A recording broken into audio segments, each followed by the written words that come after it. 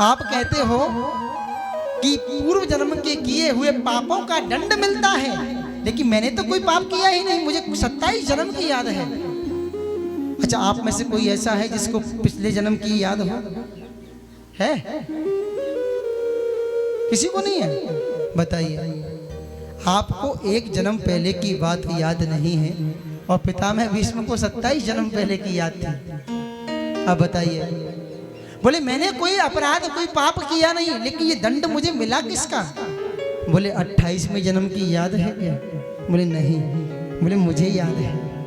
बोले उस समय आप एक राजा थे, आप घोड़े पर सवार होकर के जा रहे थे। आपने देखा कि मार्ग में एक लहूलुहान सर्प पड़ा हुआ है, वो घायल हो चुका है, लेकिन आपने जल्दबाजी में किया था तो आपने परोपकार। कभी कभी हम क्या करते हैं, परोपकार के चक्कर में पाप कर बैठते हैं, कर देते हैं ना। भला करना चाहा लेकिन बुरा हो गया। बोले आपने किया था परोपकार, आपने बाण की नोक से, अब सोची घायल व्यक्ति को बाण की नोक से, आपने बाण की नोक से वो सर्प को उठाया। आपके मन में ये भाव था कि मैं इसको रास्ते से साइड में थोड़ा कर दूं, जिससे कि कोई वाहन आकर के, कोई रथ आकर के इसको कुचल ना दे। लेकिन आपने ये ध्यान नहीं दिया कि बाण की नोक पर उठा करके आपने इसको कहाँ फेंका। आपने जिधर उस सर्प को फेंका उधर पूरे कांटे का झाड़ था। वो घायल सर्प उस कांटे के झाड़ में गिरा, उसके पूरे शरीर में कांटे चुभ गए। वो सर्प तुम्हें हृदय से श्राप देने लगा, बद्दुआ देने लगा। अरे राजा, तू कैसा राजा है? तुझे तो राजा ही नहीं होना चाहिए था, तुझे राजा किसने बना दिया? तू जानता ही नहीं कि परोपकार क्या होता है। अरे मैं वैसे ही घायल था और तूने मुझे कांटे के झाड़ में गिर दिया, मेरे पूरे शरीर में कांटे चुभ गए। जा, मैं तुझे श्राप देता हूँ कि एक समय ऐसा आएगा कि तेरे भी पूरे शरीर में छेदन हो जाएगा। वही तो गति हुई। पितामह भीष्म बोले कृष्ण, तो उस समय का मुझे अपराध किया हुआ इतने जन्मों में उसका दंड क्यों नहीं मिला? इस जन्म में क्यों दंड मिला? बोले पितामह, आपने उतने जन्मों में कोई पाप किया ही नहीं, तो दंड मिलता कहां से? बोले आप क्या कहना चाहते हो? तो क्या मैंने इस जन्म में कोई पाप किया है? बोले हाँ। बोले कृष्ण, मुझे तो नहीं लगता मैंने इस जन्म में कोई पाप किया है, कोई अपराध किया है।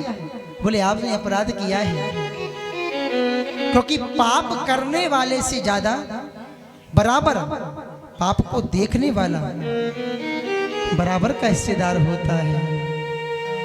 याद करिए उस समय को, जिस समय द्रौपदी भरे स्वयंवर में, हे नाथ करुणा यतन, हे दयालु, हे कृष्ण मेरी रक्षा करो, दुशासन चीर का हरण कर रहा है। द्रौपदी चिल्ला रही है, पूरी भरी सभा में आपसे कह रही है, हे दादा, आप तो धर्म का पालन करने वाले हो, धर्म की रक्षा करने वाले हो, आप सभा के मध्य में विराजमान हो, आपके सामने ये दुष्ट मेरे चीर का हरण कर रहा है और आप गर्दन झुकाए बैठे हो।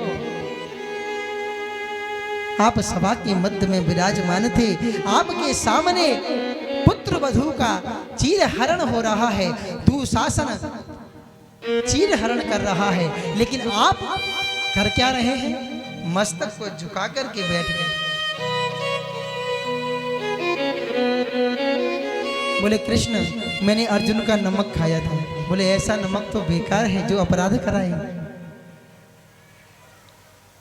आपकी आंखों के सामने ऐसा कार्य हो और आप देखते रहो तो आप पापी हो कि नहीं हो ना?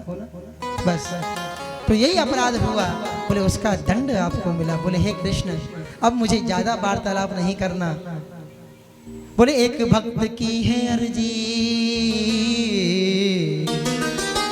खुद गर्ज की है गर्जी, आगे तुम्हारी मर्जी जब प्राण तन से निकले। बोलो उस वक्त जल्दी आना,